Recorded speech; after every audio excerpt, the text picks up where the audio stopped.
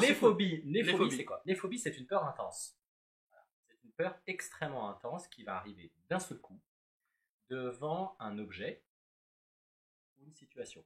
Ça, c'est la définition de la classification qu'on appelle le DSM. On va avoir différents types d'objets et de situations. Donc, dans les phobies qu'on appelle les phobies simples, c'est quoi? C'est cette peur intense qui arrive quand tu te retrouves face à cet objet. Ça veut dire que tu ne te lèves pas le matin en te disant oh mon Dieu, c'est qu'en fait tu ne te poses aucune question. Tant que tu ne tombes pas sur ce truc, tu ne te poses aucune question. Ok, ça te tombe dessus comme ça. Ça va être les animaux, ça c'est le gros classique. Les pigeons, beaucoup à Paris, les araignées, les serpents, les abeilles, les guêpes parce que c'est un vol un peu erratique comme ça et ça peut être angoissant. Donc ça, la phobie des animaux, c'est le plus classique. C'est le gros classique des phobies dites spécifiques. Tu vois ce qu'on appelle les phobies de l'environnement naturel. C'est la peur des orages, la peur des éclairs, la peur des hauteurs, la peur de l'eau aussi. Tu vas avoir tout ce qu'on appelle la phobie du sang, des injections. Alors ça, j'y reviendrai après parce qu'on est quand même sur quelque chose qui est dans les phobies mais qui ne devrait pas y être parce que c'est radicalement différent. Parce que là, les gens font un malaise vagal en fait. On voit souvent les enfants et on va leur faire un truc et boum. Et moi, je me rappelle quand j'étais petit, elle a fait ah non, j'ai mes vanneux, j'ai mes vanneux. La fille a fait arrête de faire du chiquet. Il est tombé. En plus, il s'est explosé là-haut de la tête sur le lavabo qui était là. Donc, et en vrai, les gens ils font un malaise, ce qui n'est pas très cohérent avec les phobies. Extraordinaire. Ça mériterait qu'on en parle. Et tu vas avoir tout ce qui est phobie aussi dite situationnelle, qui sont majoritairement ce qu'on va mettre sous le diagnostic de claustrophobie, mais la claustrophobie, c'est. Enfin, on ne devrait pas mettre sous le diagnostic de claustrophobie, parce qu'on va voir que c'est dans l'agoraphobie. Mais c'est peur de se retrouver dans un ascenseur, c'est peur de se retrouver de conduire une voiture, c'est peur de se retrouver dans un avion. C'est une situation en fait qui amène à une peur. C'est pas forcément. C'est la situation. Ouais, c'est la situation qui mène à une peur. Tu as chez les personnes âgées la peur de tomber, ça c'est un gros classique, peur de tomber, se faire mal, ne pas pouvoir se relever, peur d'être incontinent, ça tu l'as aussi beaucoup sur les personnes âgées. Et on peut parler de phobie là déjà? C'est classé dans les phobies. Ok, ça reste classé dans la phobie. Et en gros, donc animal, environnement naturel, situation spécifique, le sang, les accidents et tout ce qui est incontinence et peur de tomber chez les personnes âgées. Ça c'est les phobies. Le diagnostic le plus important, donc c'est la peur intense. C'est un seul objet ou une seule situation. Okay, alors que l'agoraphobie, et ça c'est la conversation qu'on avait avant de mettre en direct, l'agoraphobie, c'est la peur dans plusieurs situations. C'est-à-dire que par exemple, tu vas avoir les gens qui vont dire, moi, j'ai le métro, l'ascenseur et l'avion. Mais j'ai aussi peur de faire une attaque de panique dans la foule. Et puis j'ai aussi la peur de faire une attaque de panique quand je suis loin de chez moi. Et là, tu commences à voir que ça tape sur plein de choses. Alors du coup, pour que ça soit clair pour tout le monde. Donc tu disais que donc l'agoraphobie, pour qu'on puisse parler d'agoraphobie, il faut qu'il y ait au minimum, c'est ça? Plusieurs phobies. Deux ou c'est deux phobies qui font partie de domaines différents. D'accord. C'est-à-dire tu vas avoir le domaine par exemple de tout ce qui est rester bloqué. Donc la claustrophobie appartient à l'agoraphobie. Il faut que tu aies par exemple l'ascenseur, les salles de spectacle et un magasin. Et donc ça c'est trois phobies qui font partie du même truc qui sont être bloqué dans une situation. Mais il faut aussi que tu aies par exemple derrière le truc faire des attaques de panique quand je suis loin de mon domicile. Et on en a 5 comme ça. Donc tout ce qui est les lieux clos, être loin du domicile, la foule, être bloqué dans une file. Tu vas avoir par exemple la hauteur, les ponts. Il y a tellement de domaines, il faut que tu en aies au moins deux différents pour pouvoir dire que c'est une agoraphobie. Maintenant, ce qui est très important dans l'agoraphobie, c'est la peur de ne pas pouvoir s'extraire. Tu fais tu fais une crise d'angoisse et tu ne peux pas quitter cet endroit. Tu es piégé. Donc les gens vont dire quoi? Moi, je vais avoir tendance à éviter totalement, ce qui est la technique la plus classique, ou je vais me faire accompagner. Tu vois, donc l'agoraphobie, ce sont des phobies multiples dans des domaines différents. Et le truc le plus important, c'est la peur de ne pas pouvoir s'en extraire. Tu vois, il y a vraiment cette notion-là. Donc il y a tout un mécanisme d'anticipation que tu vas avoir dans l'agoraphobie, que tu vas pas avoir forcément dans la phobie. Donc les phobies simples, spécifiques dont on a parlé, l'agoraphobie où c'est multiple, ça a des ramifications, et c'est surtout sur la peur de ne pas pouvoir s'extraire du lieu. On a un troisième registre de phobie qui s'appelle la phobie sociale, qu'on appelle maintenant l'anxiété sociale. On avait fait un Neurolive en 2019 sur ça. Donc on ne va pas rentrer dedans, on renvoie les gens vers le Neurolive. Et il y a un petit dernier dont je voulais parler, qui est ce qu'on appelle le trouble panique. Alors pourquoi je parle du trouble panique? Le trouble panique, faire des attaques de panique, ça n'a rien à voir avec les phobies. Le problème, c'est que dans les classifications, les deux pathologies vont se croiser. Qu'est-ce que c'est que le diagnostic de trouble panique? Le trouble panique, c'est quelqu'un qui se dit merde, il faudrait pas que je fasse une crise d'angoisse. Il est devant sa télé, il dit, oh putain, il faudrait pas que je fasse une crise d'angoisse. Et l'angoisse commence à monter. Ah merde, je suis en train de faire une crise d'angoisse. Et ils font une crise d'angoisse. Et après, ils vont se dire, il faudrait pas que j'en fasse une autre. Et le trouble panique, il est caractérisé par la peur en continu de faire une attaque de panique. Ok. Ce que tu n'as pas dans la phobie. La personne qui est phobique, elle marche dans la rue, elle pense à sa vie, elle pense pas à je vais tomber sur un pigeon. C'est que tant qu'elle voit pas un pigeon, elle fait pas une attaque de panique devant un pigeon. Quelqu'un qui a une phobie des chiens, tant qu'il n'est pas face à un chien, il fait pas une attaque de panique. Alors que dans le trouble panique, qui est le Neurolife de 2019 sur les attaques de panique, tu as cette peur constante que tu risques de faire une crise d'angoisse. Ça, c'est le trouble panique. Je fais des attaques de panique et j'ai peur tout le temps d'en refaire une. Pourquoi j'en parle aujourd'hui? Parce que ce serait terrible si cette attaque de panique, tu la faisais dans un lieu clos, ou dans la foule, ou sur un pont. Et donc, du coup, le trouble panique peut très souvent s'accompagner du diagnostic d'agoraphobie. Donc, l'agoraphobie n'entraîne pas forcément un trouble panique, mais le trouble panique peut très souvent être accompagné de l'agoraphobie. Donc, voilà pourquoi c'est très compliqué de séparer toutes ces pathologies. Et on avait déjà parlé de l'agoraphobie dans le Neurolife sur les attaques de panique, parce que ça va très souvent ensemble. La majorité des patients qui font des troubles paniques, ils font une attaque de panique, ils disent oh, ce serait horrible que j'en fasse une autre, puis ils commencent à éviter tous les endroits où ce serait terrible de faire une attaque de panique. Quand tu fais une attaque de panique, tu dis je vais avoir un arrêt cardiaque. Tu penses bien que si tu as peur de faire un arrêt cardiaque, les ascenseurs c'est compliqué, le métro c'est compliqué, l'avion c'est compliqué, tout est compliqué. Et donc toutes les situations qui rentrent dans le cadre de l'agoraphobie vont devenir hyper dangereuses pour quelqu'un qui a un trouble panique. Donc après, tu as des gens qui font des attaques de panique spontanées. Des gens qui te disent, je fais une attaque de panique dès que je suis seul à la maison. Ok. Bon, là, on a vraiment une seule situation. Il n'y a pas le diagnostic d'agoraphobie. Mais ces patients qui font des attaques de panique spontanées, moi, j'en vois quand même moins que de patients qui ont un trouble panique plus agoraphobie. Et je vois énormément de patients qui sont agoraphobes et chez lesquels ça commence à mettre un pied dans le trouble panique parce que les deux pathologies très souvent se recroisent. Donc voilà, on rentre un peu dans les micro-détails. Est-ce que c'est vrai, après, est-ce que c'est vraiment vital pour un thérapeute de faire la différence entre le trouble panique avec agoraphobie ou une agoraphobie simple? Non, parce que grosso modo, on va devoir utiliser les mêmes techniques. Et donc voilà, on a les phobies spécifiques, okay, les animaux, les hauteurs, l'ascenseur, les injections, on a dit l'incontinence et peur de tomber pour les personnes âgées, la phobie sociale, autre neurolive, l'agoraphobie, et donc de multiples phobies dans des lieux fermés, des lieux ouverts, la foule, tout ça, et le trouble panique, qui est un autre neurolife, qui en fait se croise tellement avec l'agoraphobie que parfois c'est difficile de le dissocier. Ok, ça te parle tout ça? Ouais, ça me parle carrément. Alors, on entend dans le langage courant, ah, je suis phobique de ci, je suis phobique de ça. Ah. Est-ce qu'on peut être phobique de tout?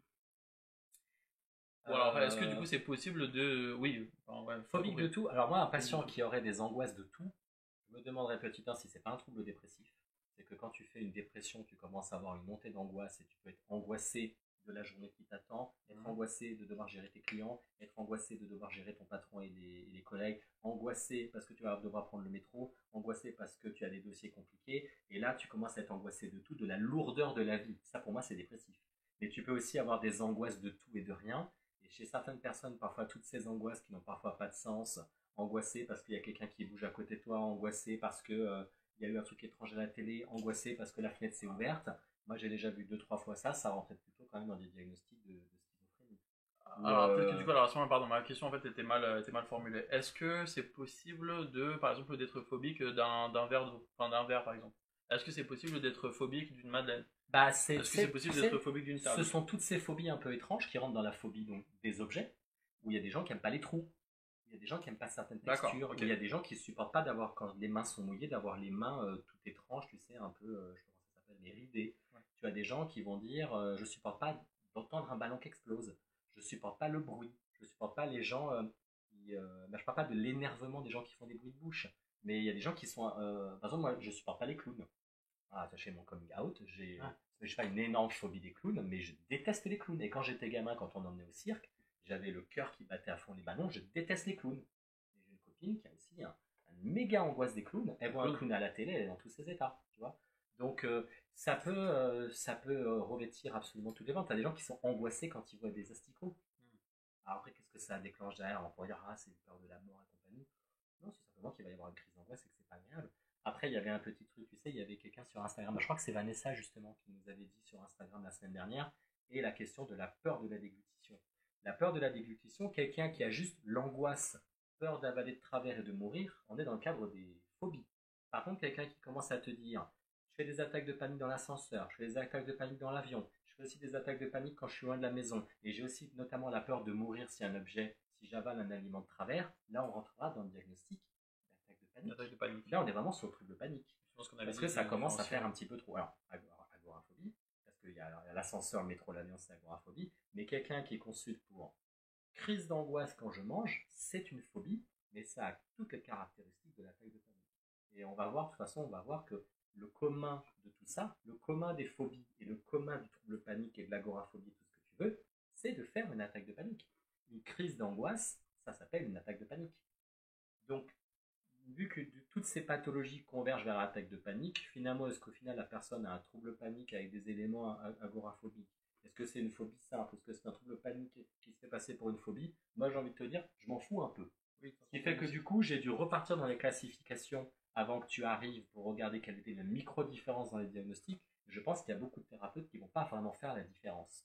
Est-ce que la peur de mourir en avalant un aliment, c'est fondamentalement panique ou fondamentalement phobique? Dans les deux cas, la personne fait une attaque de panique. Moi, je ne vais pas m'embêter à faire la différence entre les deux. Ça ne changera pas grand-chose en termes de thérapie. Alors, Donc tu peux avoir des phobies de tout n'importe quoi. des phobies de tout, La phobie du tonnerre, la phobie... ouais, je sais pas, il y a beaucoup de gens qui ont une phobie des guêpes, mais parce que ça vole de manière complètement étrange. D'où justement, c'est pour toi le petit message de Stéphanie. Elle a Bonjour. peur des t-shirts de 20. Ah mais c'est Totoro. Mais comment peut-on avoir peur de Totoro? Mais du coup, donc, d'où le fait de ne vraiment pas minimiser ou éventuellement même en fait carrément ridiculiser certaines personnes qui disent avoir telle ou telle peur. Bah, tu sais, Parce que ça peut vraiment en fait être le allez, cas. on va lâcher les gros dossiers. Tu sais, C'est parti. lanceur d'alerte, héros de la révolution. Il y a deux choses qui m'ont énervé ces dernières années. J'ai que ça à foutre de m'énerver devant ma télé. Je suis un vieux maintenant, je suis avec mon chat, je regarde la télé, je m'énerve et tout comme les vieux. Deux choses qui m'ont énervé. Une émission de Koé où ils s'étaient amusés à mettre des souris ou je sais pas quoi dans des boîtes et ils avaient montré ça à une fille. La fille fait une attaque de panique et ces abrutis la course avec la boîte où dedans il y a les animaux. Et je la vois, elle quitte, je la vois à la télé, elle est contre la paroi, elle essaie d'ouvrir la porte, elle est contre la paroi, elle est vachement mal et tous ces gens sont en train de rigoler. C'est pas le genre de truc qui est drôle. C'est pas drôle une phobie et c'est pas drôle une attaque de panique. Et l'autre truc de la fille qui était dans l'émission là, je suis pas venu ici pour souffrir. Oui. Ça fait rigoler tout le monde. Moi le premier. Mais en fait on est un peu con si on regarde bien. On n'est pas censé rigoler ce genre de truc. La fille, elle se retrouve sur un plateau de télé et on lui dit ah bah vous allez faire ça. Elle n'est pas venue là pour ça, c'est un fait. Et on est en train de lui mentir sur la marchandise. On est en train de lui dire tu vas te retrouver à faire une attaque de panique et tu vas le faire de gré ou de force.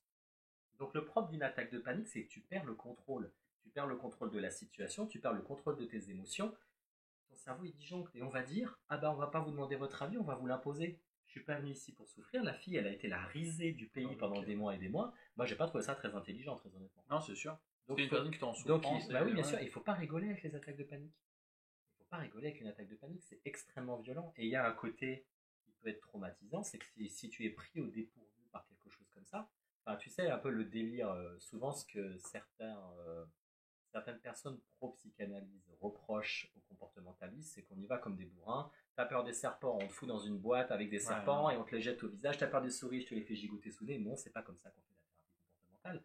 Mais c'est comme ça souvent que les familles ou les amis pensent que ça pourrait être intelligent de soigner les gens phobiques comme ça. Bah non. L'électrochoc. Ah ben ouais, mais il faut jamais faire un truc comme ça. Ouais. C'est de la coup de pied au cul thérapie, t'as peur du vide, je te pousse un petit peu vers la rambarde, c'est la meilleure façon pour que la personne, elle est prise au dépourvu. L'angoisse monte énormément et il y a un effet où le cerveau appréhende la suite et c'était pas très intelligent parce que ça peut revêtir dans un second temps un peu des éléments de choc traumatique. Et justement, alors du coup, donc, on va dire critères diagnostiques. Comment en fait on peut différencier une vraie phobie ou alors une vraie attaque de panique par rapport à une petite peur? En fait, l'attaque de panique te rend... Même la peur, hein, tu vois, la peur, voilà, mais sans que ce soit pathologique. Petite peur ou peur, mûre, attaque de panique. L'attaque de panique fait que tu n'es plus fonctionnel, tu es handicapé, tu n'arrives plus à fonctionner. Moi, mon angoisse des clowns ne m'a jamais empêché. J'adore ça de Stephen King. Je suis allé voir au cinéma, ça m'a effrayé, j'ai adoré. Okay, j'ai même des t-shirts avec des clowns, comme quoi ça m'embête sans plus. Mais tout comme j'ai une deuxième phobie, attention, les gens vont prendre des notes. J'ai une deuxième phobie, je ne supporte pas les trucs avec des pinces, là, tu sais, les homards, les crevettes, les gambas et tout. Ouais. Je trouve ça absolument dégueulasse, mais je sais pas si c'est parce que j'ai vu le film Alien quand j'étais petit, qui saute à la gueule des gens comme ça. Mais quand je vois, parce que dans ma famille, tu sais, on mange du homard tous les jours, bien évidemment. Et On va parler plus fort apparemment. Ah, on ne nous entend pas. La régie nous dit qu'on La régie, les 250 personnes de staff. Ouais. En fait, quand je vois toutes ces pattes là sur les homards, les crevettes et compagnie, ça me provoque de l'anxiété. Mais le problème, c'est que ça me dérangera strictement pas d'être à côté de quelqu'un qui en mange. Ce sera un désagrément, mais ce ne sera pas une crise d'angoisse. Pas une crise Donc, d'angoisse. à partir du moment où le désagrément ne t'empêche pas d'être fonctionnel, ne t'empêche pas de vivre ta vie, nous ne sommes pas dans le diagnostic d'attaque de panique. L'attaque de panique, elle te tombe dessus, tu es prostré, tu réfléchis plus, tu es méga mal. Le cerveau, c'est vraiment tu as bloqué. de la dépersonnalisation, de la déréalisation, tu transpires, tu as ton cœur qui s'agite, le cerveau disjoncte. Il n'y a plus de rationalité dans l'attaque de panique. Donc tu ne peux pas fonctionner. Parce qu'il y a un trop-plein émotionnel. Parce qu'il y a un trop-plein émotionnel. Donc ce qui va faire la différence, mais comme tous les neurolives, entre le normal et le pathologique, ou entre ce continuum qui va du normal jusqu'au pathologique, c'est qu'à un moment au milieu, tu ne peux plus fonctionner. Tu es sous emprise de la maladie, tu es contraint par la maladie. Donc tu peux avoir des peurs, mais pour moi, une phobie, jusqu'à preuve du contraire, si on devait respecter les critères, c'est quelque chose qui t'empêche de fonctionner normalement. Donc quelqu'un qui dit je suis un peu angoissé dans les ascenseurs, mais ça ne m'empêche pas de les prendre, bah, le langage commun qui est j'ai une phobie, oui, mais dans le cadre des diagnostics psychiatriques, non, c'est pas cohérent. Quelqu'un parlait de la phobie de vomir. Ça, l'hémétophobie, la peur de vomir, pareil. La peur de vomir, on aurait le rangé dans les phobies. Sauf qu'il y a énormément d'éléments paniques. On est vraiment dans le système panique. Oui. Parce que les gens qui ont peur de vomir, ils n'ont pas juste oh là là, je suis en train de manger, ou alors j'ai une gastro. À la limite, on pourrait dire ah, moi je suis tranquille tant que j'ai pas la gastro. Sauf que les hémétophobes.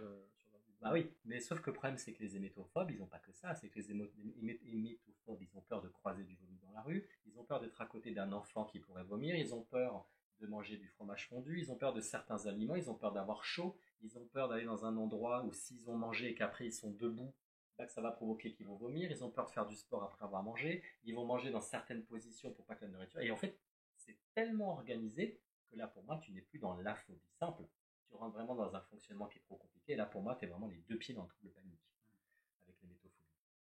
Comment on fait justement comme la peur de la fausse phobie. Comment on fait Merci parce qu'il y a énormément de gens en fait, du coup, là, qui réagissent, qui posent des questions, qui participent. Alors on prend un peu sur Facebook et sur Instagram. Alors on va prendre le temps sur Facebook. Phobie de la madeleine au citron. Les neurolages, c'est des prétextes pour moi pour bouffer. Alors par exemple, tu vois la question de Lumna. C'est quoi le remède contre cette phobie qui fait souffrir à long terme?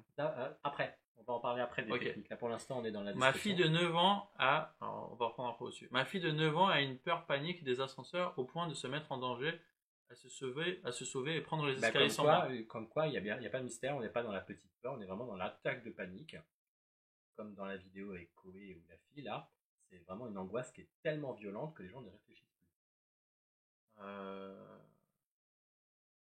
a pas mal de questions. Bah, reprends tout, c'est pas grave, on a que ça à faire. Alors ça, c'est les gens qui disent bonjour. C'est bonjour tout le monde. Ouais. C'est toujours agréable. Alors, une personne... C'est mieux, plus intéressant qu'un coup de pied. Ah, oui. Alors, bonjour. J'ai depuis quelques temps une phobie des microbes saletés. Depuis le Covid, je vous laisse deviner que je suis dans une telle angoisse que je ne m'autorise plus à sortir du tout. Alors pour moi, Paula, l'angoisse des microbes, quand ça commence à devenir je me lave les mains, je vérifie, j'achète des produits antiseptiques, on n'est plus dans le diagnostic de phobie, on est dans le diagnostic de TOC. C'est un TOC qu'on appelle le TOC de contamination. Il est possible que vous aviez d'ailleurs des manifestations similaires les années précédentes, mais c'est un peu étrange quand tu as 20, 30 ou 40 ans d'avoir aucun problème, puis d'un seul coup, boum, tu développes subitement des lavages de mains à cause d'un truc. Ça, c'est généralement un diagnostic de TOC, et il est possible qu'il y avait déjà avant des vérifications du gaz, des vérifications de la porte, des demi-tours en voiture, relire 50 fois une phrase. Pour moi, ça rentre plus dans le diagnostic de TOC. Est-ce que du coup, c'est possible de rentrer petit à petit dans une dépression? Oui, parce que en fait, ça te bouffe la vie. C'est que toute la journée, ton cerveau est en train de scanner, qu'est-ce qui a touché quoi, en fait. Tel objet a touché ça, telle personne a touché la télécommande, et puis après, moi, j'ai touché ça. Et en fait, ça se propage, ça fait traîner de poudre, et le problème typique des TOC, c'est que très très vite, tu es complètement épuisé. Alors, lorsque j'étais ado, j'avais une phobie des araignées, et mon père, pour me faire passer cette peur, a mis une fausse araignée sous mon oreiller. J'étais tellement effrayé que je n'arrivais plus à parler. Ouais, c'est ce que les gens pensent. Alors, il y a des gens qui font ça pour rigoler, ce qui n'est pas très malin. Quand on a des amis, le propre des amis, c'est de se faire du bien, c'est pas de faire du mal aux gens. Mais il y a des gens qui pensent que c'est intelligent. Tu sais, non, tu sais pas, mais j'avais sorti un bouquin sur les phobies.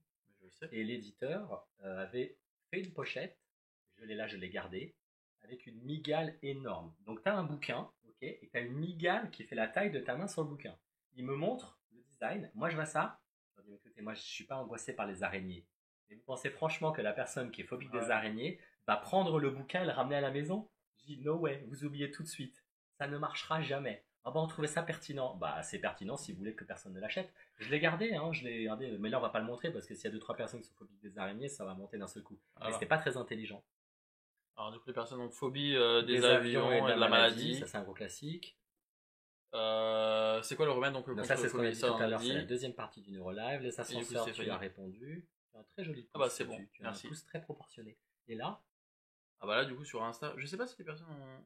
Alors, je vais voir aussi donc sur Instagram, donc si les personnes on est ont en mis des. Eurovision, là, on est sur 50 Ah bah chaînes là, il y a quand même différentes. pas mal de commentaires. Tac, tac, tac, tac. La peur d'être constipé aussi, ça c'est pareil. Il y a beaucoup de personnes qui disent j'ai peur à l'idée de sortir, peur de ne pas réussir à faire pipi, peur de ne pas réussir à faire caca et d'être pas bien, d'avoir des douleurs ou que finalement si j'arrive pas à faire pipi avant, ça va me prendre quand je serai dehors dans les transports en commun. On est dans le diagnostic de phobie s'il n'y a que ça. Mais c'est quand même extrêmement, comme je l'avais dit, très très proche du diagnostic de Et trouble alors, alimentaire. ce qu'on va faire du coup, si t'es d'accord, en fait, on va continuer et j'espère qu'en fait, du coup, à On travers va en fait, ce que retomber tu un vas moment. dire, ouais, ça va répondre aussi aux questions des gens. Parce que bon, là, par exemple, tu vois, il y a certaines personnes qui posent, qui demandent en fait, bah, comment on fait pour Alors, comment gérer, on fait? comment on fait pour. Alors, juste avant ça, en fait, avant comment on fait. Bah, déjà, en fait, comment en fait on pose un diagnostic. Alors, bah, que ce soit attaque de panique, que ce soit du coup phobie, on a compris que finalement, en tant que thérapeute, c'est pas forcément en fait la priorité de savoir exactement en fait c'est quoi Parce que ça se mêle, parce que les deux ça vont se mêle ensemble. Ouais. et que la thérapie en fait en tant que telle en fait va être à peu près la même en fait. Mais quand même, on va dire globalement, comment on fait pour poser un diagnostic? Comment on fait en fait pour savoir du coup est-ce qu'on est vraiment face à une attaque de Ouais. panique ou à une phobie? Alors, je me permets de répondre à Paula, les neurolives ne sont pas là pour vous soigner. On ne pourra jamais, sur une vidéo de 50 minutes, vous permettre de mettre en place une autothérapie. C'est pas le Ah oui. but. Il faut que vous alliez voir le neurolive spécifique sur les TOC. On a fait un neurolive d'1 heure sur les TOC. Déjà, ça vous permettra de comprendre comment fonctionnent les TOC. Et le neurolive, c'est une chaîne d'information et de vulgarisation. On ne pourra pas vous donner une technique qui va faire que dans 3 heures, vous irez mieux. C'est strictement impossible. On est sur des troubles psychiatriques. Et le propre d'un trouble psychiatrique, c'est que c'est tellement invalidant que ça veut dire forcément que les prises en charge sont complexes. Voilà, c'était pour répondre à Paola qu'elle ne se retrouve pas sans réponse. Et ben, la base, c'est comme je te disais, c'est la notion de handicap. Tous les troubles est considéré comme un trouble quelque chose qui a un impact sur ta vie. À partir du moment où tu n'as plus de liberté de mouvement sur tes loisirs, ta vie professionnelle, ta vie perso, que ton cerveau dit si tu fais pas ça, moi je te lâche pas. Hmm. Il y a la notion de contrainte, il y a la notion de handicap, et c'est ça qui nous permet de mettre le diagnostic. Tu vois. Donc ça veut dire quoi? Il faut qu'on ait une peur intense, il faut qu'on ait un objet spécifique ou une situation spécifique pour les phobies spécifiques, il faut qu'on ait une myriade de situations pour l'agoraphobie. Il faut que la personne commence à développer la peur systématiquement par anticipation, si c'est un peu dans le cadre du trouble panique. Et là, il faut qu'on ait tous les critères. Peur Ça peut durer intense. plusieurs semaines, ça peut durer plusieurs Ah, mois. c'est ça que tu voulais dire. Généralement, on part du principe que le diagnostic est mis à partir du moment où ça fait 6 mois que tu l'as. Ok. Parce que si par exemple quelqu'un, je donne l'exemple d'un pote, euh, il va à l'hôpital pour une radio des poumons, tu sais, pour avoir un appartement, un logement social. C'est obligatoire quand tu vas dans les logements sociaux. Et puis finalement, on lui téléphone, il dit ouais, monsieur, il va falloir que vous veniez, on a un gros problème, il semblerait que vous ayez la tuberculose ou un cancer et tout. Le mec, il fait une attaque de panique. C'est sûr que quand on t'annonce au téléphone, c'est très malin. Monsieur, votre radio est pas bonne du tout, il semblerait que vous ayez un cancer à un stade avancé. Bah, tu fais une crise d'angoisse. Et en fait, il s'est avéré qu'il s'était planté de dossier, c'était pas son dossier. Oh là là. Et donc, du coup, le médecin lui a dit bah, si vous avez fait une crise d'angoisse, vous avez un trouble panique, vous allez consulter la psychologue du service. Sauf que faire une crise d'angoisse, c'est pas un trouble panique. Une crise d'angoisse, c'est une crise d'angoisse. L'angoisse. Tu Ouais, n'en c'est fais ça en fait. plus pendant des mois et des mois, tu en refais une à nouveau, c'est une autre crise d'angoisse. Le trouble panique, c'est quand tu commences à en faire tous les jours, plusieurs fois par jour, plusieurs fois dans la semaine, et ce pendant au moins 6 mois. Alors tu me diras, ah oui, mais si tu ne croises pas d'araignée pendant 2 ans, qu'est-ce que c'est que ta phobie? Ben oui, je suis d'accord avec toi. C'est sûr qu'avec une phobie, si tu croises jamais de chien, tu n'auras pas de problème. Le problème, c'est que tu croises au moins une fois par jour un chien dans la rue. Un pigeon à Paris, tu ne peux pas ne pas croiser des pigeons. Quelqu'un qui a la phobie du vide, de la hauteur des ponts, tous les jours tu croises des hauteurs à Paris. Alors à part en effet les araignées où tu n'es pas trop embêté, les serpents où tu n'es globalement jamais embêté, le propre d'une phobie, si tu en arrives à consulter, c'est qu'elle te tombe systématiquement sur la tronche à un moment. Est-ce que tu as une notion ou pas de crescendo, d'évolution positive? C'est-à-dire qu'en gros, en fait, tu commences à faire des attaques de panique, je sais pas, en janvier, par rapport aux araignées. Et puis en fait, février, du coup, c'est encore plus intense. Mars, c'est encore du coup plus gros. Est-ce qu'en fait, c'est possible que du coup, ça augmente, jusqu'à ce qu'on devienne vraiment Alors, je invivable? vais te répondre en deux temps. Il y a beaucoup de phobies chez les enfants qui disparaissent naturellement. Les enfants, ils sont blindés de phobies, et puis ça va disparaître chez beaucoup d'entre eux, ça va pas devenir chronique à l'adolescence et à l'âge Pourquoi? adulte. Parce qu'il y a le côté, ils vont commencer à Parce rationaliser que non, je naturellement. pense qu'en fait, il y a les fonctionnements du cerveau, c'est que tu as les câblages du cerveau qui se mettent en place. Il y a comme beaucoup aussi les tics, hein. Tu as beaucoup Hmm. d'enfants qui ont des tics, ça dure un an ou deux, puis après ça se remet d'aplomb, et ils ne seront jamais soignés, et la maladie disparaîtra. Que ce Ok. soit pour les tics moteurs, ou que ce soit pour ces formes un peu d'angoisse. Maintenant, quelqu'un qui a une montée progressive de sa phobie, le propre d'une phobie, c'est que plus tu commences à éviter, plus tu commences à te faire accompagner, et plus tu alimentes ta machine. Donc la maladie va gonfler, ça c'est sûr. Ouais. Par contre, s'il y a des gens qui ont des alternances dans la phobie, bah, c'est un peu étrange que certains jours tu aies peur du vide et que 3 jours après tu n'aies plus peur du vide. Que ça remonte et qu'à nouveau ça descende. Moi je te dirais, là il y a quand même un problème. C'est pas normal que tu sois intermittent de la maladie. Et là, à ce moment-là, je renverrai les gens sur une hypothèse, ben, soit de trouble bipolaire qui a été mal diagnostiqué, c'est que ton angoisse suit la courbe de l'humeur, il faut aller voir le neurolife sur le trouble bipolaire, ou alors potentiellement chez certains patients qui ne sont pas stables au niveau de la thyroïde, et selon l'alternance, enfin les cycles, c'est pas qu'il n'y a pas des cycles dans la thyroïde, mais la thyroïde est instable, il peut y avoir des montées d'angoisse, des redescentes, ça peut être les apnées du sommeil, ça peut être chez certains patients les psychostimulants.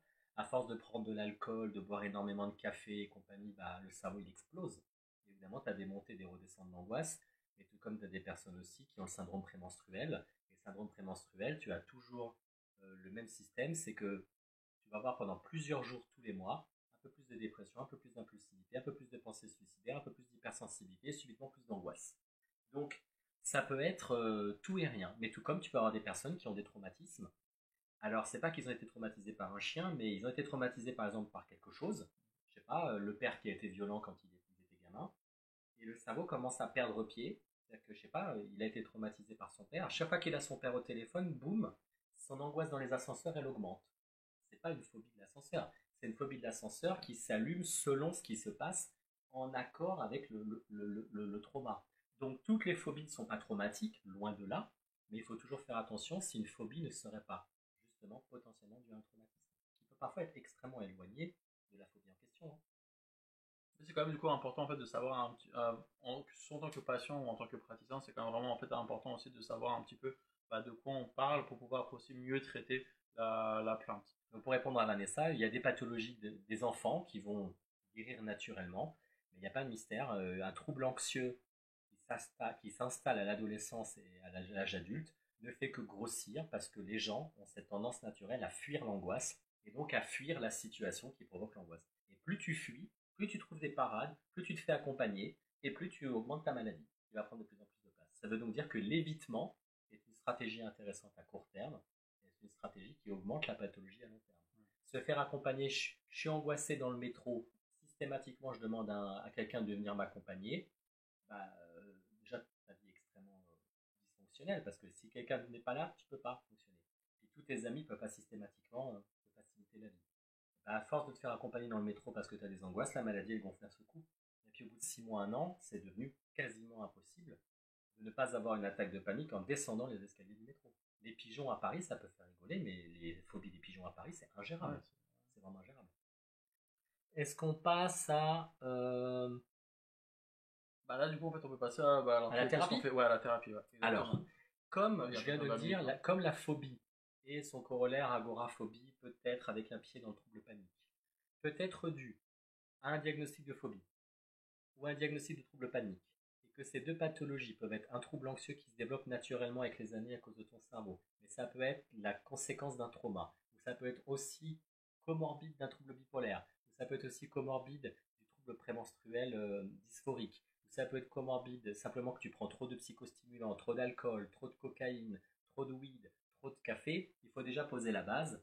Dans quelle situation ça arrive, depuis combien de temps c'est là, et est-ce qu'en effet il y a un impact des psychostimulants? Hmm. Parce que quand je vois le nombre de patients, là on voit sur le neurolac des attaques de panique, qui développent des attaques de panique après avoir pris trop d'alcool, trop de cannabis, trop de café, trop de ce que tu veux, il y a un moment il faut arrêter de surcharger le cerveau. Ton cerveau, quand tu lui mets tout ça sur la tronche, il ne faut pas étonner au bout d'un moment qu'il explose.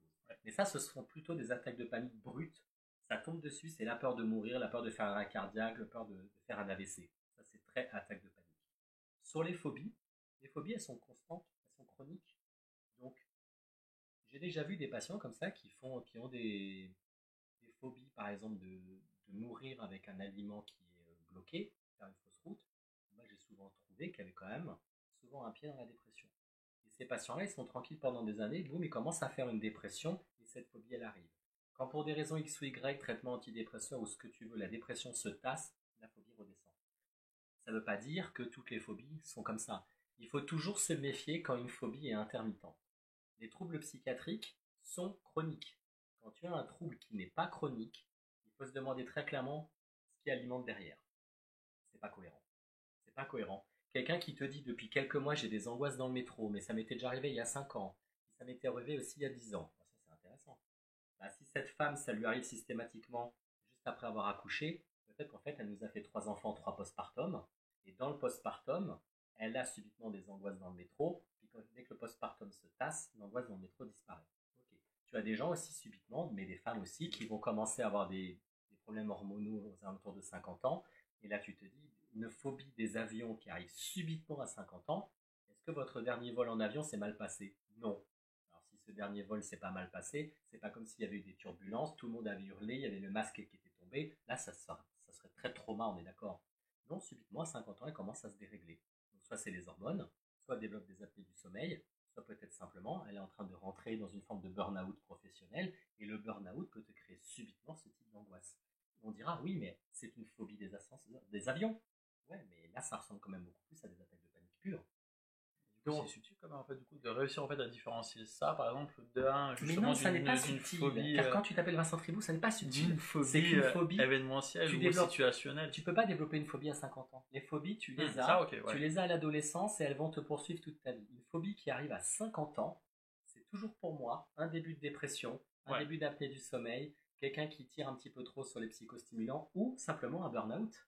Quelqu'un qui développe pour la première fois de sa vie une phobie des ascenseurs à 40 ou 50 ans. Moi, je cherche pas. Ça sent le burn-out à 10 km.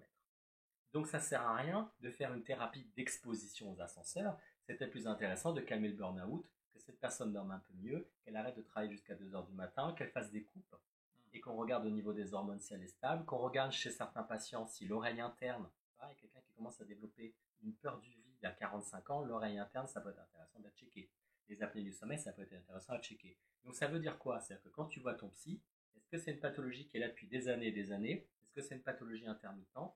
Est-ce que c'est une pathologie qui est arrivée à l'adolescence, début de l'âge adulte ou qui arrive à 40 ou 50 balais? Est-ce que c'est une pathologie qui est dépendante de l'humeur ou pas? Est-ce que c'est une pathologie qui est dépendante des règles?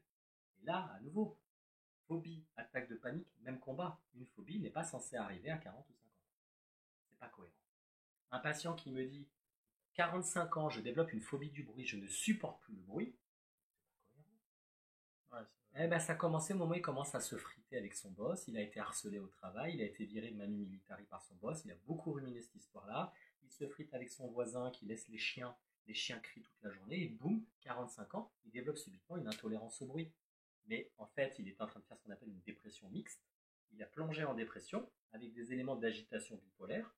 C'est son trouble bipolaire qui décompense. Et en fait, son cerveau commence à vriller dans une pseudo-phobie du bruit qui n'a rien d'une phobie du bruit. Donc c'était déjà commencé par stabiliser l'humeur, travailler sur les ruminations d'injustice. Et si on travaille sur les ruminations d'injustice, peut-être qu'après ça va mieux. Voilà, c'était sur la partie diagnostic. Maintenant, la partie thérapie en tant que telle. Pour moi, il y a 2 éléments hyper importants. Exposition progressive. Prenons le truc par exemple, quelqu'un qui a une phobie des ponts.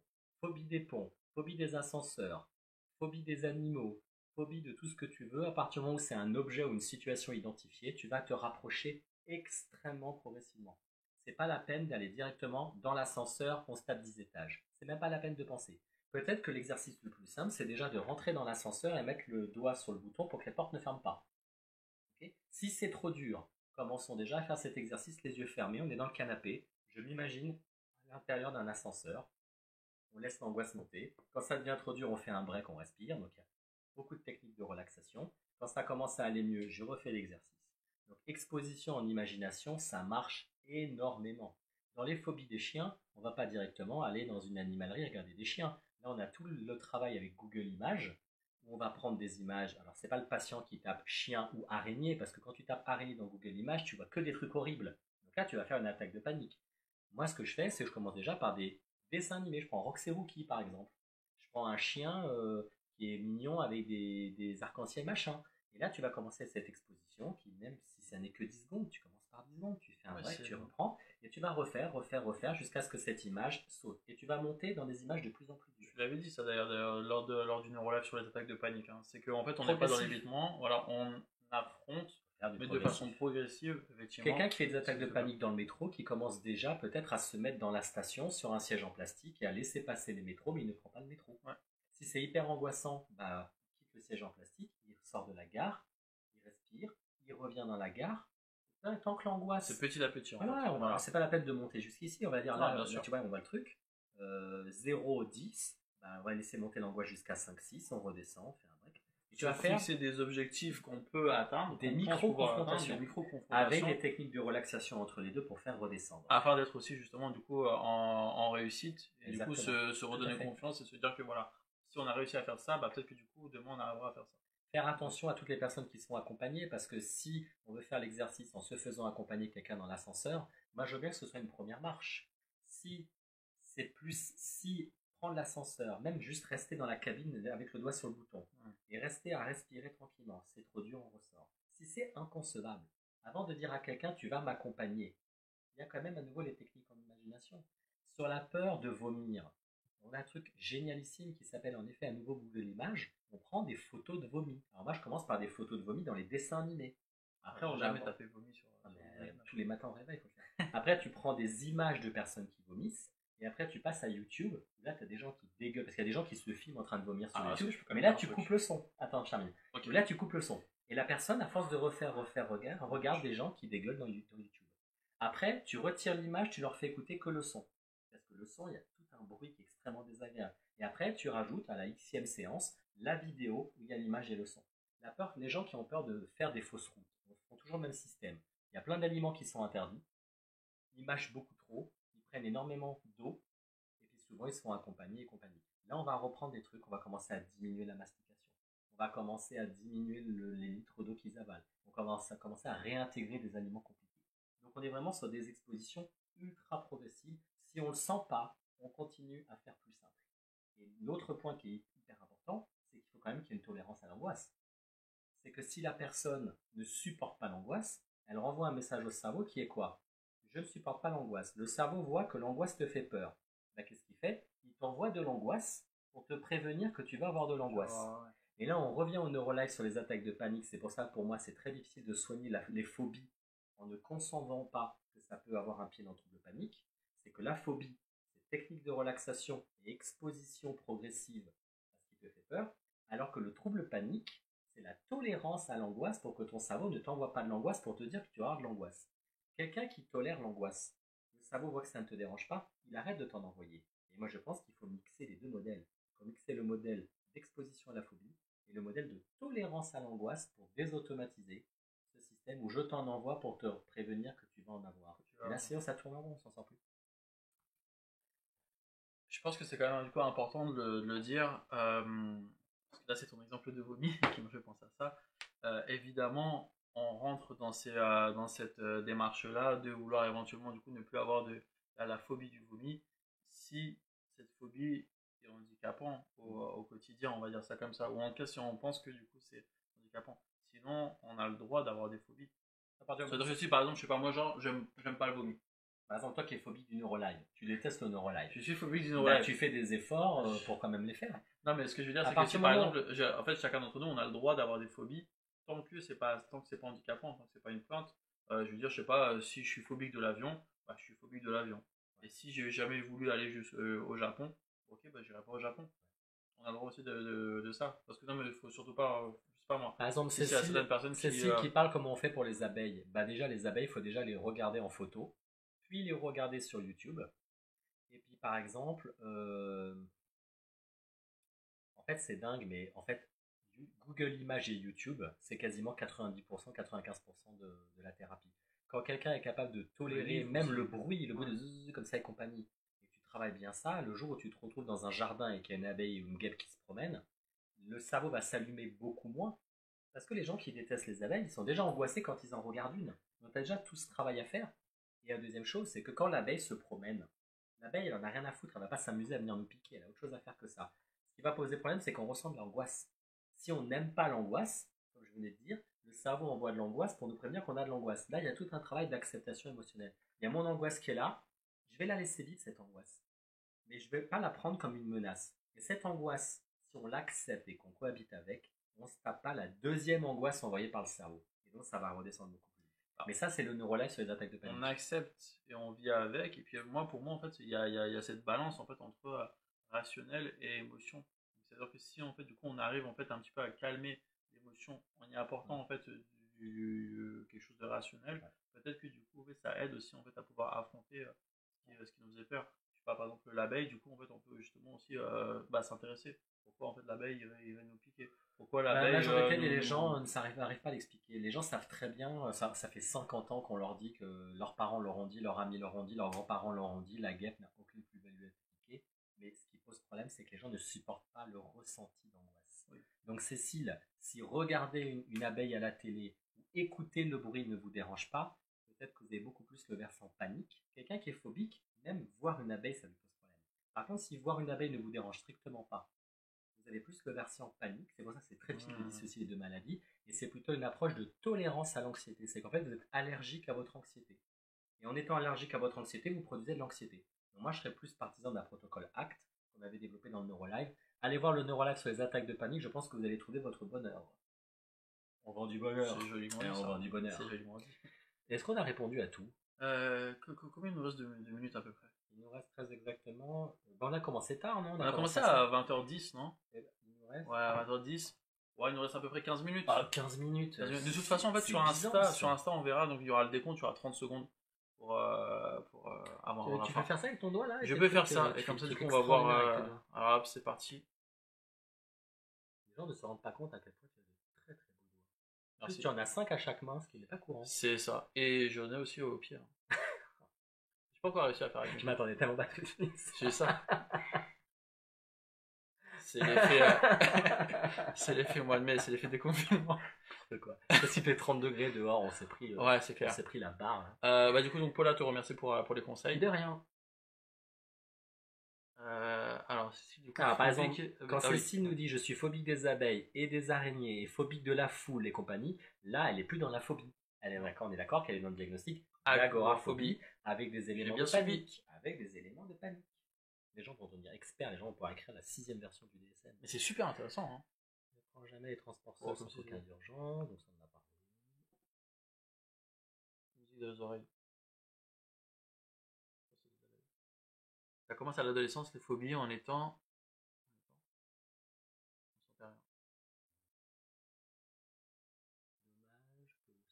Ah, vous entendez difficilement, mais pourtant. Non, ça va. Non, en fait, tout le monde entend bien. Ah bon, ça va. Alors, pour la question de la thérapie virtuelle, ça fait 20 ans que la thérapie virtuelle est en développement. Thérapie virtuelle. Ça fait 20 ans qu'on est démarché en tant que thérapeute pour la thérapie virtuelle, et moi j'ai un peu la dent dure sur la thérapie virtuelle. C'est que les phobies, on les soigne, les premiers protocoles de phobie, ça date des années 50 avec Volpi et la désensibilisation systématique. Tu sais que j'ai le bouquin, l'original. Est-ce que tu veux toucher de tes mains l'original de Volpi des années 50? On le fera juste Dans les années 50, on savait facilement soigner toutes les phobies. On n'avait pas Internet, on n'avait pas la thérapie virtuelle. Mais je pense qu'il y a des gens qui se sont dit, l'informatique et le virtuel, c'est un outil, il faut qu'on en fasse quelque chose. C'est pas parce qu'un outil est intéressant qu'on doit forcément l'utiliser et le vendre sous toutes ses formes. Moi, j'arrive au quotidien à soigner des patients phobiques, je n'ai jamais utilisé la thérapie virtuelle. Et ce qui me dérange aussi, c'est que la thérapie virtuelle, il y a des patients qui vont dire bah, c'est un peu mal foutu. Et le problème, c'est que comme c'est mal foutu, bah, quand ils sortent dans la rue, ils sont incapables de se confronter. Bah oui, donc moi je trouve qu'entre les yeux fermés, il y a beaucoup de choses à faire. Google Images, il y a beaucoup de choses à faire. YouTube, il y a beaucoup de choses à faire. Il y a toujours des moyens de soigner sans avoir accès à la thérapie virtuelle. Et pour moi, c'est juste qu'il y a des entreprises, mais à nouveau, c'est peut-être que je suis complètement débile de tenir ces propos. Et non, fait, après moi, non, mais j'ai le droit de me trouver débile. Mais je trouve que pour moi, c'est vendre du matos qui coûte généralement cher pour finalement. Et je vais avoir à peu près le même discours par rapport au virtuel et la remédiation cognitive. Hein. Ah bah tu vois. Mais ouais. On est des vieux réacs, on veut rester avec. Non, après par contre, vas-y, parle, je te montre le bouquin de Volpi. Alors, par contre, tout, en fait, je pars du principe que tout peut marcher, tout peut fonctionner, que ce soit rendez-vous chez un praticien, que ce soit du virtuel, que ce soit de regarder une feuille d'arbre qui tombe, tout peut marcher, tout peut fonctionner à partir du moment où on est réceptif par rapport à cette thérapie. Mais avec le virtuel, bah, l'inconvénient qu'on va avoir, c'est que la plupart du temps, qui dit virtuel dit on n'a pas forcément fait cet échange avec un être humain. Et généralement, en fait, le feedback d'un être humain, le retour d'un être humain est quand même assez pesant, en Non, fait, assez fort, et peut nous amener en fait à progresser non, plus rapidement. et puis soyons honnêtes, tu vas acheter un matos qui va te coûter 1000 ou 1500 Il y euros a beaucoup et de tu vas marketing. avoir Ouais. dans ton planning 3 personnes qui vont venir pour une Ouais. phobie. Parce que c'est pas les phobiques que tu as principalement dans Ouais. ton planning, c'est les tocs, c'est les dépressions, c'est tout ce que tu veux. Donc en fait, ton truc va prendre la poussière et moi je trouve ça trop compliqué. Ah, puis il y a le côté marketing. Regarde, les gens le voient à l'horaire. Ah ouais, c'est vrai 1958. et Tu sur te rends compte, il Insta, a été touché par des gens. C'est dingue, hein. 1958, Je l'ai pas encore lu, je l'ai et acheté. il sent 1958. Ah bah, Il sent, ouais. il sent des années de papier jauni et tout. Et en fait, c'est très intéressant, c'est qu'en fait, il y a tout. Il y a les obsessions, il y a les troubles sexuels, il y a les attaques de panique, il y a tout ce que tu veux, parce qu'à l'époque, on avait compris que quand on s'expose de manière progressive et qu'on dépasse pas un certain niveau d'angoisse, on prend son temps. Il vaut mieux faire Faut 40 évoluer. fois 10 secondes que y aller comme un bourrin. Ça, c'est vrai. Tu vois. Oui, mais en fait, du coup, côté patient, bah justement, tu es impatient, tu as envie de Voilà. progresser, tu en as marre, en fait, du coup, de cette situation handicapante. Donc, tu as vite envie de. Et ouais. Et justement, si du coup, t'es pas, en fait, si tu travailles pas avec un praticien, ou en tout cas, si t'es pas recadré et tout comme il le faudrait, bah, en fait, tu es confronté à des échecs. Tu te dis tout, je vais réussir à faire ça. En fait, l'objectif a été placé beaucoup trop haut. Et une phobie, ça guérit super vite. Les attaques de panique, ça guérit super vite. Si on n'arrive pas à C'est bien, soigner c'est encourageant, quelqu'un ça. en 10 ou 15 séances, c'est qu'il y a un autre diagnostic derrière. Quelqu'un, tu vas, je sais pas, tu te déplaces, tu vas travailler les ponts. Si au bout de 10 ou 15 rendez-vous, la personne n'est toujours pas capable de traverser un pont ou de s'approcher de la rambarde, c'est qu'il y a un autre diagnostic derrière. De troubles de l'humeur, de thyroïde, il y a un trauma, il y a n'importe quoi, mais un truc qui alimente la phobie, ou qui se fait passer pour une phobie, ou qui se fait passer pour un trouble de panique. On ne soigne pas la phobie par la phobie, on soigne par exposition progressive. C'est comme un vaccin, on inocule la maladie pour que le système immunitaire puisse reconnaître. C'est une exposition progressive, on y va très mollo. Mais comme quand on apprend le piano, on y va mollo. On commence à trouver déjà où est le do. Après, on apprend qu'à côté du do, il y a le ré. Tu savais qu'à côté du do, il y avait le ré? Non, je savais pas. Eh Je ben, viens de l'apprendre. mais tu sais qu'entre les deux, il y a le do dièse Ah, ou le ré bémol. donc do dièse, ré. Do dièse ou ré bémol. Et puis après, on apprend à faire les gammes, et puis on apprend machin. Il faut y aller extrêmement progressivement. Le progressif, tout fonctionne avec le progressif.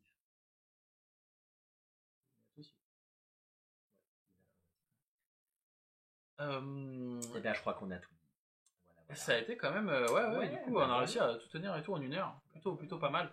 Je sais pas, du coup, est-ce qu'on laisse en 5 minutes s'il y a encore quelques Allez, questions? vous avez 5 minutes pour les Ouais, c'est questions vraiment 5 avant minutes. qu'on aille Sinon, de manger. toute façon, donc, les vidéos vont être partagées. Donc, sur Facebook, groupe NeuroLive, la vidéo sera partagée. Sur Instagram, là, finalement, donc là, depuis la semaine dernière, voilà, je lance aussi le direct. C'est pour inviter les personnes à rejoindre donc le groupe sur Facebook, hein, où là, vous allez pouvoir retrouver tout plein de vidéos qu'on a pu faire sur des thématiques super intéressantes qui, j'espère, du coup, vont aussi vous aider au quotidien.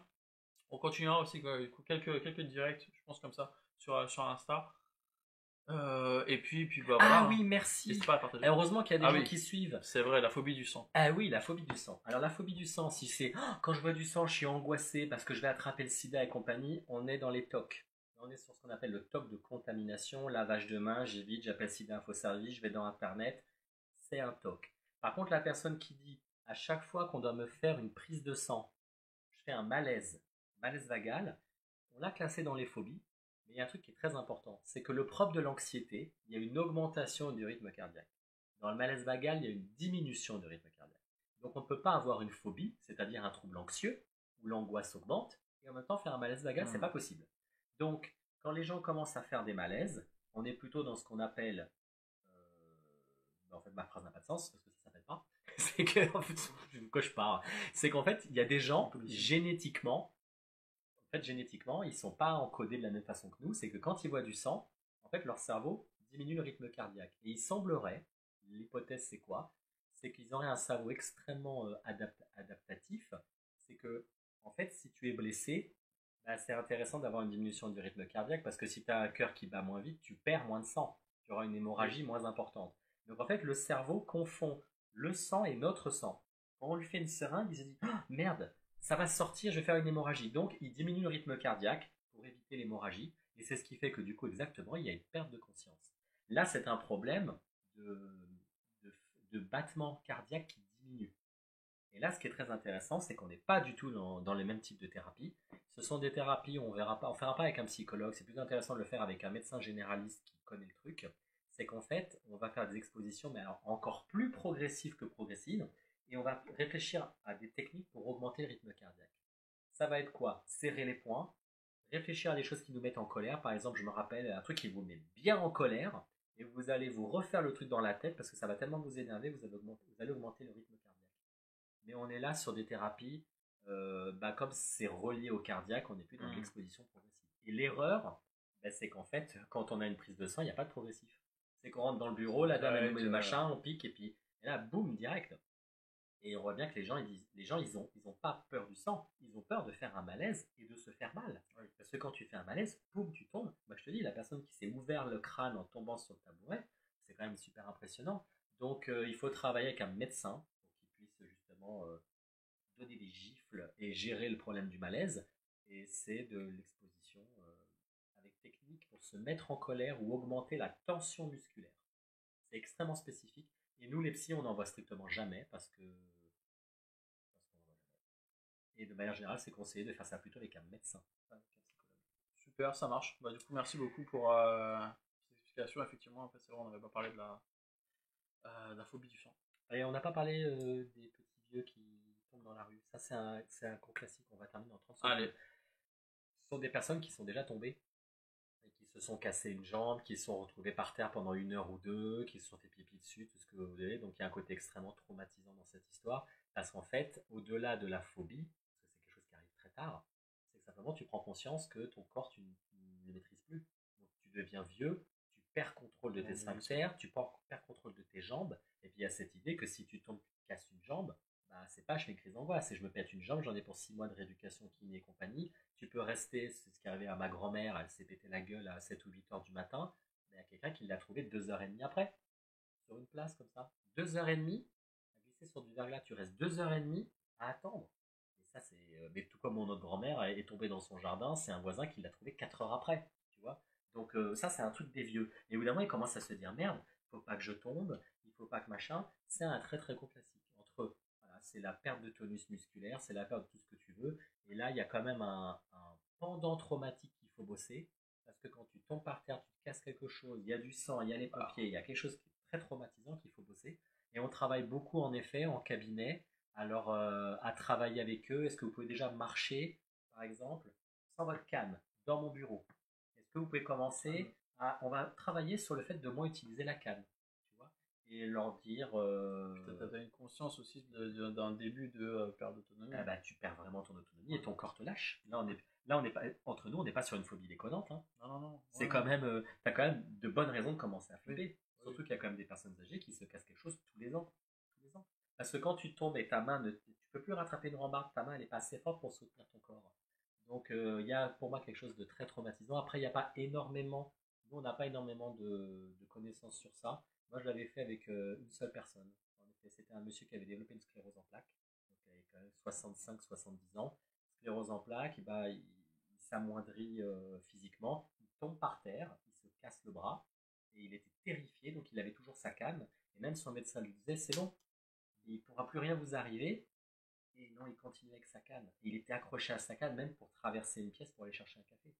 Et là, le but, c'est peut-être en effet de dire que quand tu es avec des gens, ben, il y a une différence entre tomber dans les escaliers et tomber de ta chaise, tu vois. Oui. Donc, on va commencer à réfléchir à quelles sont les situations où il va garder sa canne et quelles sont les situations où il va peut-être commencer à lâcher un peu du lest. Mais à nous, hyper progressif. Il y a quand même un truc, tu sais, moi je me rappelle quand j'étais étudiant d'une femme comme ça, euh, pareil, une sclérose en plaques débutante, mais tôt, à 50-55 ans, cette femme, son premier symptôme, elle s'est fait pipi dessus en réunion au travail. Tu vois. Et je me rappelle, elle est dans la chambre à l'hôpital, je crois qu'elle doit avoir 20-21 ans, c'était un psychiatriste. Et elle hurlait de larmes, on rentre dans sa chambre, elle était en train de se faire pourrir par une infirmière qui était oui, c'est la deuxième fois que vous faites pipi dans votre lit. Mais en fait, elle perd totalement le contrôle de ses sphincters. Et cette femme, elle a fait une entrée en sclérose en plaques foudroyante. et du jour au lendemain, tu commences à te faire pipi dessus. Et là, je pense que dans ton cerveau, tu commences à te dire, mais en fait, dans 6 mois, je suis mort et enterré. Puisque ton corps, tu ne le maîtrises plus. Ouais, Là, on n'est plus dans la phobie, pour moi, on est vraiment dans le traumatisme. non, ouais. Et dans un traumatisme, ton corps te lâche, c'est quand même ultra violent. Hein. Voilà. Bah, merci beaucoup Vincent Bon pour appétit. toutes ces explications. Merci pour cette présentation sur les phobies de façon générale et en même temps aussi de façon détaillée. N'hésitez pas à partager. Merci aussi du coup pour tous ces commentaires, pour toutes ces questions, parce que bah, du coup c'est parce que vous participez que bah, nous aussi derrière, voilà, on continue aussi le Neurolive. N'hésitez pas aussi donc à rejoindre le groupe Neurolive sur Facebook. Encore une fois, merci.